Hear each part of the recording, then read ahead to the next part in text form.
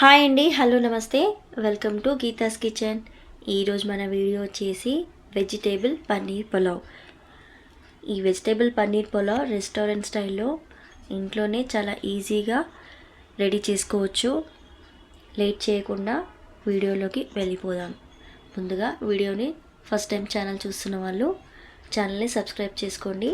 అలాగే వీడియోకి ఒక లైక్ ఇచ్చేసేయండి.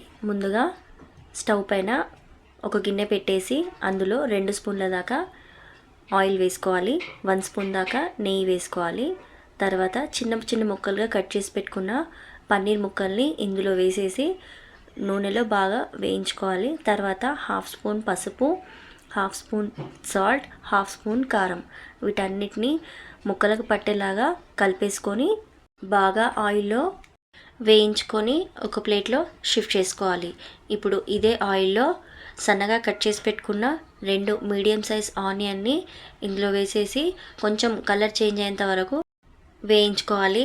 తర్వాత ఇందులో కట్ చేసి పెట్టుకున్న గోబీ పువ్వుని ఇందులో వేసేసి కలిపేసుకోవాలి.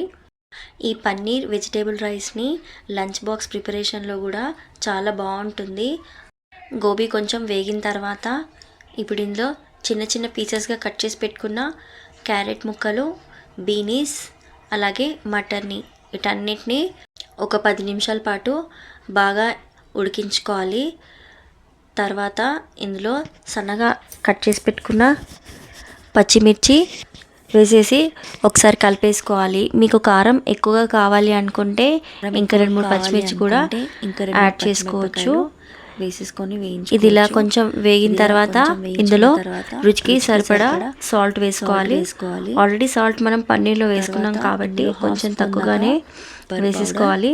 ఇప్పుడు ఇందులో 1 స్పూన్ దాకా పెప్పర్ పౌడర్ని ఇందులో వేసేసేయాలి. పెప్పర్ పౌడర్ వేసిన తర్వాత మంట అనేది కొంచెం లో ఫ్లేమ్ మీద పెట్టేసి కలిపేసుకోవాలి. తర్వాత వేయించి పెట్టుకున్న పన్నీర్ ముక్కల్ని ఇందులో వేసేసి ఒకసారి కలిపేసుకొని 1 గ్లాస్ దాకా వాటర్ వేసేసుకోవాలి. మనం రైస్ని కుక్ చేసుకుంటున్నాం కాబట్టి 1 గ్లాస్ వాటర్ సరిపోతుంది. ఇది ఇలా ఉడికేలోపు మరో స్టవ్ పైన ఒక గిన్నె పెట్టేసి అందులో రైస్కి సరిపడా వాటర్ వేసుకోవాలి. ఇక్కడ నేను 1/2 kg బాస్మతి రైస్ని తీసుకున్నాను కాబట్టి 1.5 లీటర్ వాటర్ని వేసుకుంటున్నాను.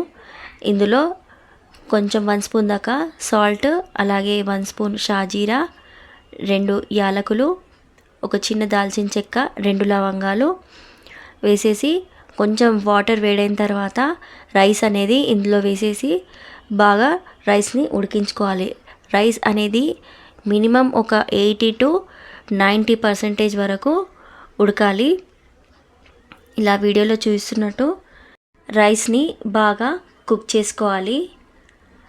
ఇలా 90% వరకు ఉడికిన తర్వాత ఈ వాటర్ అంతా సపరేట్ చేసేసుకోవాలి. ఇప్పుడు ఈ వాటర్ అంతా సపరేట్ చేసిన తర్వాత ఈ పన్నీర్ ముక్కల పైన రైస్ అంతా వేసేసి ఈవెన్గా రైస్ అంతా స్ప్రెడ్ చేసుకోవాలి.